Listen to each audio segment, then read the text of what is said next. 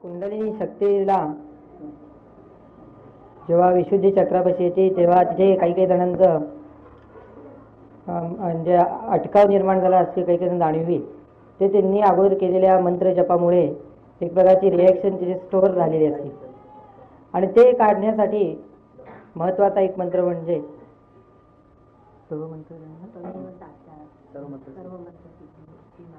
सर्व मंत्र सिद्धी असं माताजी नावात घालून जर गेलं तर ते विशुद्धी चक्राला फार पोषक होऊ शकतं आणि त्याची चांगल्या तऱ्हेने डेव्हलपमेंट होऊ शकते. तो आता मंत्र कसा म्हणायचा हे मी सांगतो. ओम नमेव साक्षात् श्री सर्व मंत्र सिद्धी साक्षात् श्री निर्मला देवी नमो नमः.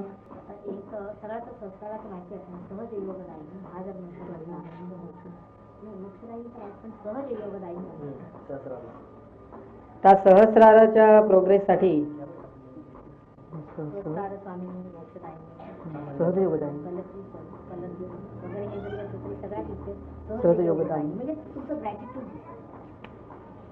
आता सहस्रारच्या जास्त प्रगतीसाठी जो मंत्र म्हणायचा तो मी सांगतो. सहस्रारात कुंडलिनी आल्यानंतर तुम्हाला जेव्हा जाणीव येईल सहस्रारात आली त्याच्या जर जास्त जाणीव पाहिजे असेल तर हा मंत्र 3दा नेहमी म्हणण्याचा आपल्या सवयीमध्ये ठेवा.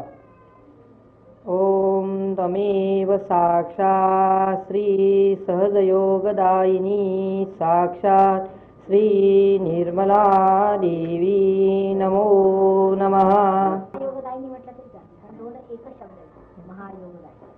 आणि याला दुसरा पण मंत्र आहे सहस्रारावर